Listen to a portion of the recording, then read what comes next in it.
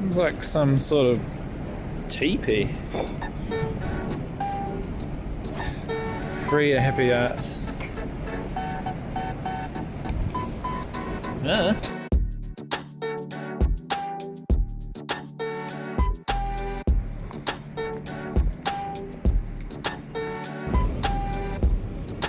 So recently I upgraded from a Canon 80D to 5D Mark III. First though, I wanted to show you some photos from the Mark D 5 III, so here's some photos.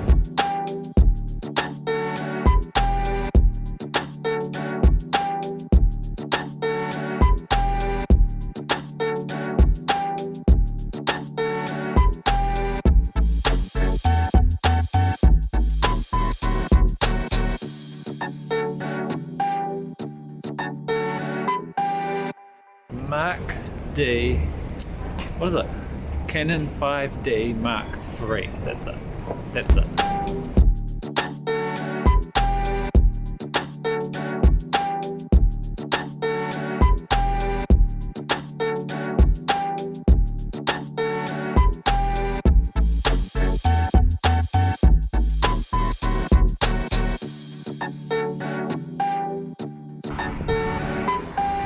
But in terms of the review, after those photos, I thought better head back to the office where I've got both cameras in front of me so that I can actually talk about them side by side. So back to you, office.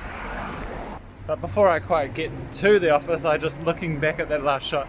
Isn't it funny how the Huawei P30 Pro just changes those greens to like ridiculously oversaturated? I'm not even going to edit it out, I'm just going to leave it. It's kind of funny. It does look very weird, but alright, back in the office, and let's get into the review between upgrading from an 80D to a Mark III. The first thing that stood out to me was the difference in size between the two. You can't really tell on the side angle, but the Mark III is definitely noticeably bigger. Now the next thing is the touchscreen. It's not touchscreen and the 80D is. I think that makes quite a big difference, especially for usability when you're like changing menu items. On the Mark III, it's just a bit slower. So if you're always like switching between time lapses and things like that, it's much faster on your 80D. It's just not as intuitive. Everyone's used to it with smartphones these days, so not having a touchscreen takes a bit of getting used to. Now it's time for the classic weight test. The more I travel with cameras, the more I'm finding that weight is really important. And first up, we got the Mark III weighing in at 945 grams.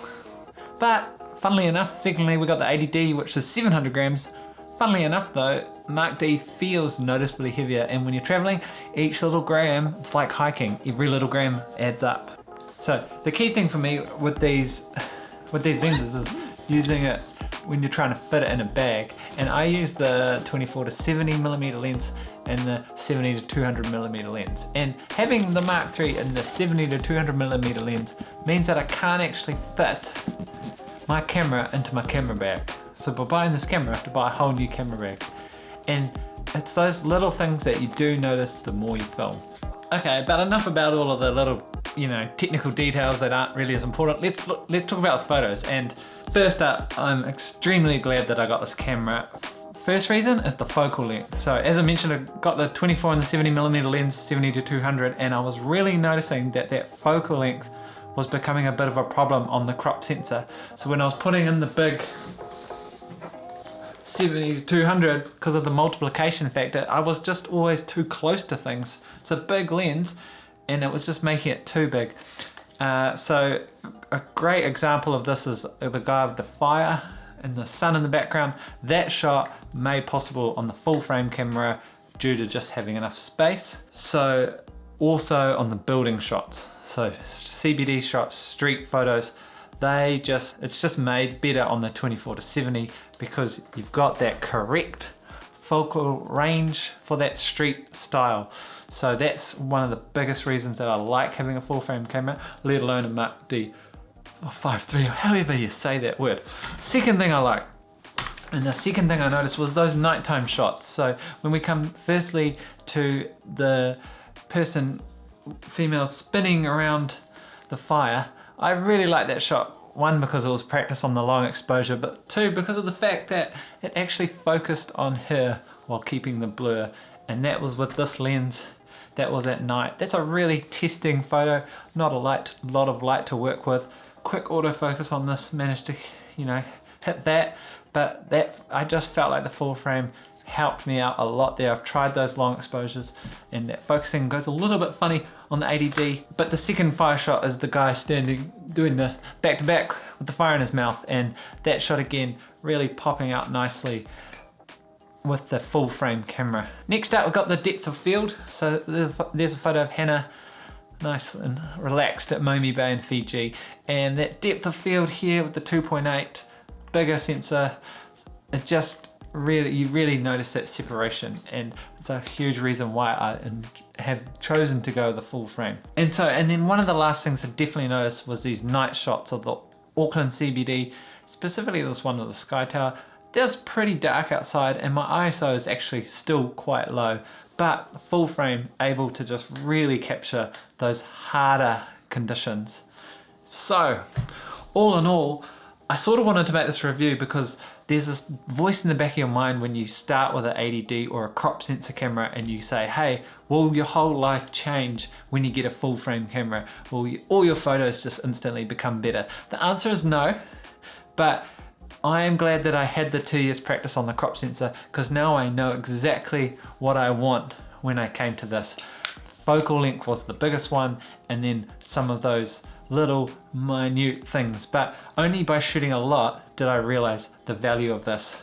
However, I would like to add the benefit of still an 80D, that flip, the flipping lens, the touchscreen. There's so many awesome things. Video on this is just so much quicker and easier, but also the crop sensor is great. With the 80D, it multiplies this by 1.6 or something. So this becomes like a 330mm lens. That is actually a wicked thing and it allows you to get even further. So having both the 80D and this camera, the full frame, is a perfect combo. It just gives you such access to such a wide range of shots. So really from now, I can have no excuses. I've got all the gear. Now it's got time to go out, get some more reps on this thing and try to take some photos. But for the sign off today, I'm gonna send you back to that doofus who's freaking out about how green the trees go in the Huawei. But I'll see you guys in the next video. Okay, last interruption, I swear, but I've just realized it's not just that last shot, it's every shot with trees in. It's probably this tree right here. It's like I'm playing a computer game. I mean, that tree's very dark. So if that's green, then this whole video is just fake news. What if I pivot around? Do these all go green? Is that green? Deep on the sidetrack now, but I have finally confirmed that it is just fake news. Pure fake news. And I found a whole shrubbery of greenery. Jordan Curtis, eat your heart out with this planting tips. Yes, I think I did overwater my plants, but look at them all. I think my skin even goes a bit weird and my eyes go really blue. That's the new look though in the Boise's. It's what you get. Pay all the money, just color grade for free, if you like it or not. Sorry, I'm just really fascinated by this. Look at the grass! And grass activate.